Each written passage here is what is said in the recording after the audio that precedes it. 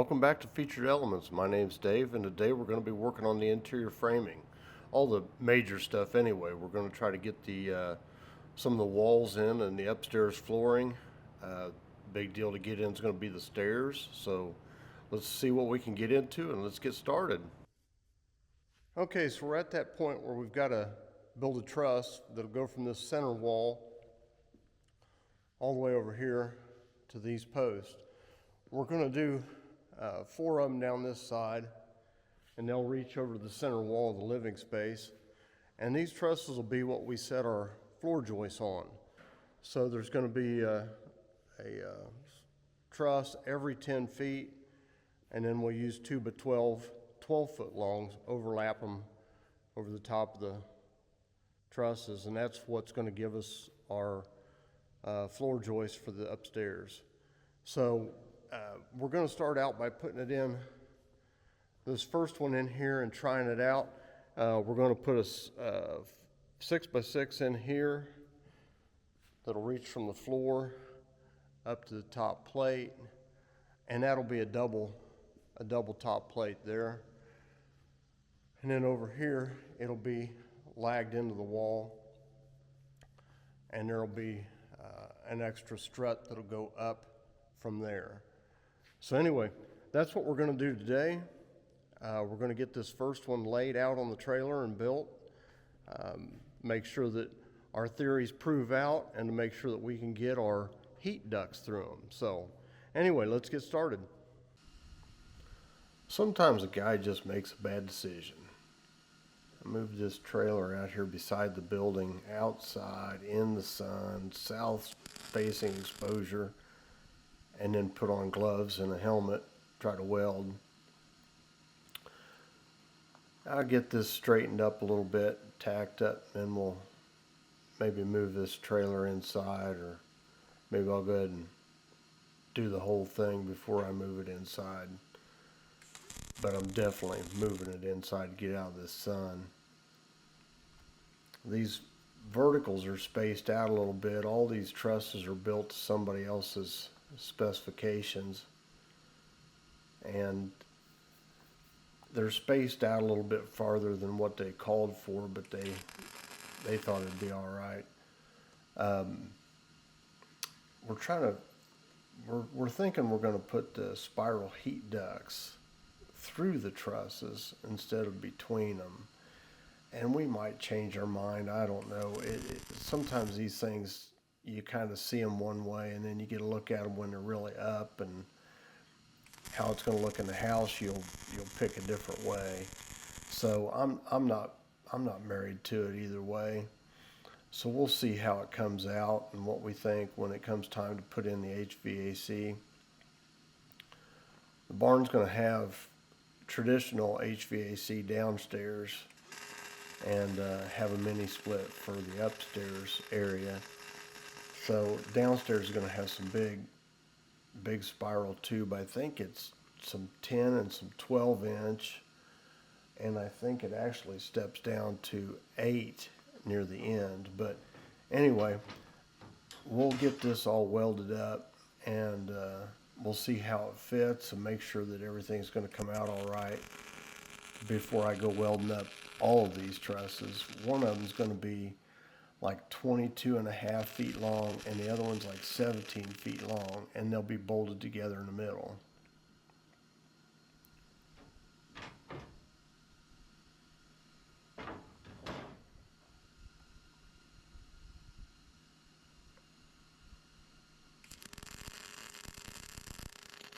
I hope you guys can hear me okay over the welder. I'll try to fix that so I can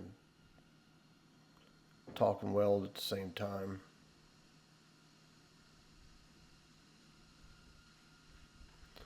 Well, that's really not too bad of a bead right there. That should work just fine. A little bit flatter there, but pretty clean, pretty nice bead. It had nice penetration to it, so feel real good about that. We'll do the other end.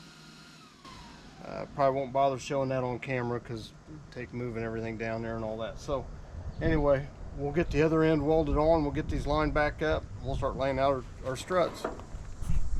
Well, we got the first one up on the lift, and we'll get in position here, and Daphne will help me, and I'll get her bolted up, and we'll make sure that it's going to work out.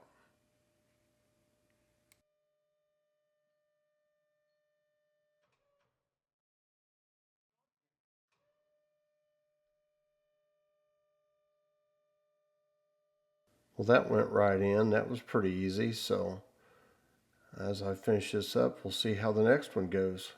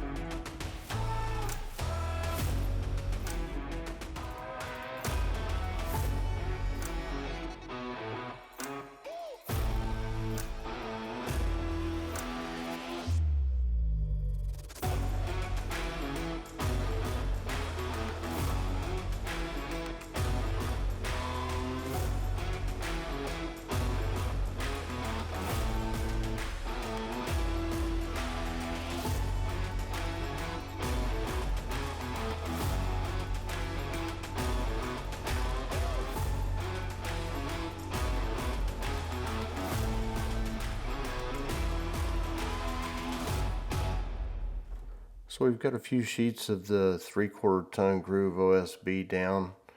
I don't know, I probably got 10 or 12 sheets down maybe. But I started out by putting a full sheet and then went to a half sheet and full sheet, half sheet, so forth, back and forth. And trying to get the joists planed off a little bit so there's not a real big high spot, so my floor's flat. Right here where I've got, the overlap is where you have the biggest problem. And then really just keeping this line straight down through here.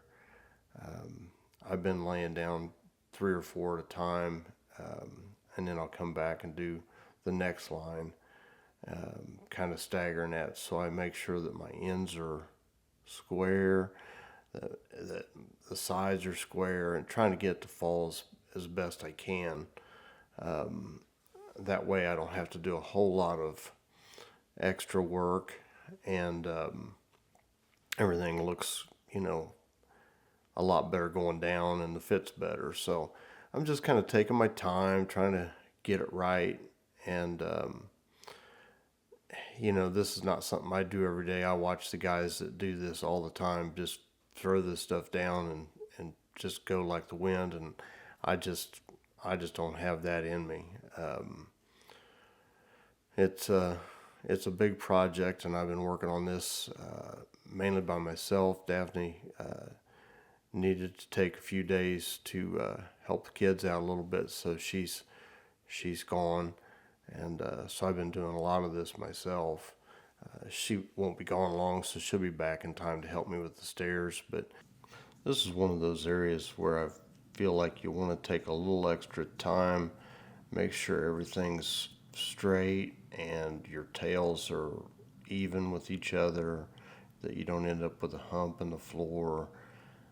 It just seems like once you get this flooring down and you find a hump, you're going to be living with it forever if you, unless you want to take a bunch of stuff apart. It's just a lot easier to deal with right now than it would be to try to deal with it later. So I'm trying to be patient, which is not really my strong suit.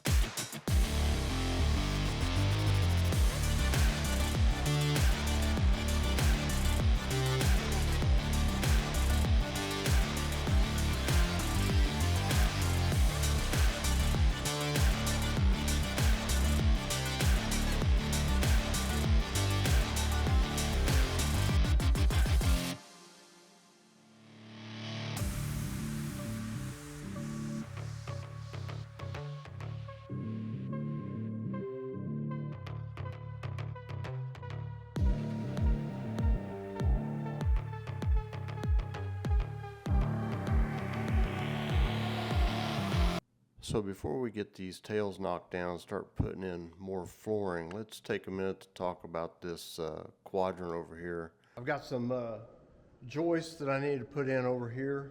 I couldn't reach them with the lift, so I waited till I got enough floor done I can move over and do those. And so I've been working on that a little bit, getting that worked out. And it's really, really hot out today, and it's really hot up here.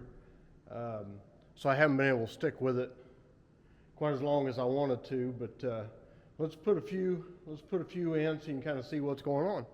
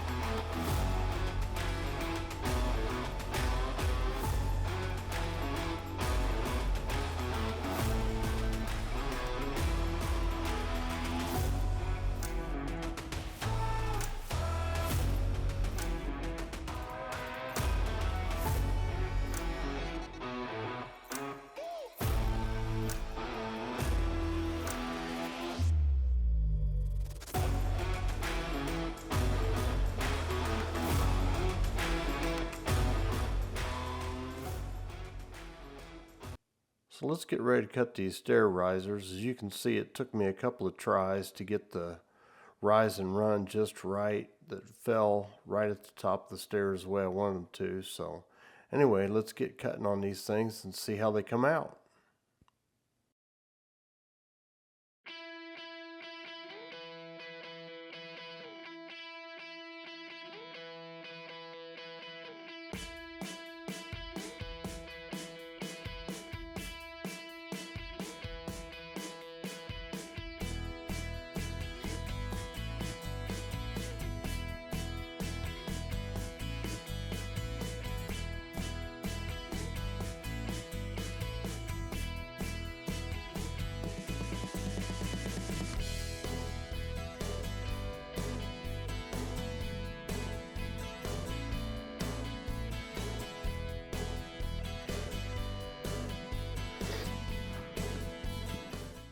So I've laid out a 2x12 here. I'm going to lay the stair stringer over the top of it, you know, kind of mark up the end so I can cut it so it's exactly the same length. And then we're going to try to figure out how we're going to get it up there, if we're going to put it together and put it up there, if we're going to put these pieces up there.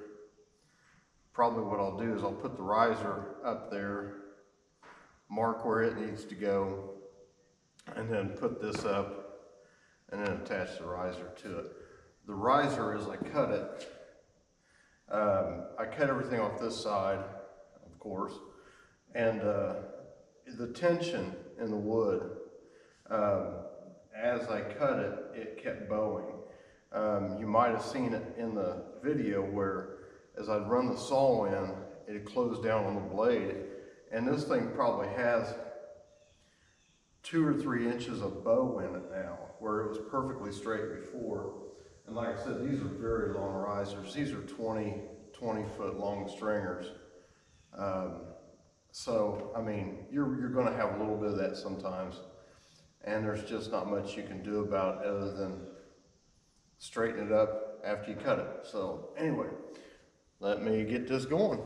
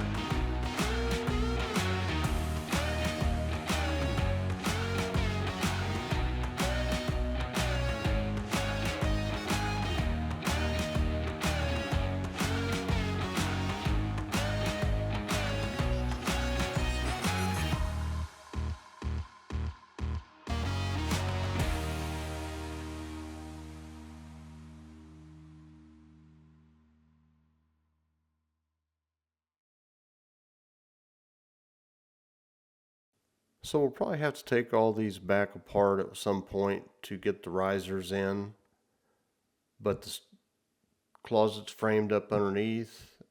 We've got good support under it. We can use it to walk up and down. We don't have to use a lift to get upstairs anymore. So that's a big deal for us. So we're really excited about that. And that's going to do it for this week's video. Thanks for watching. If you enjoyed it, give us a thumbs up. Hope you subscribe. See you back here next week.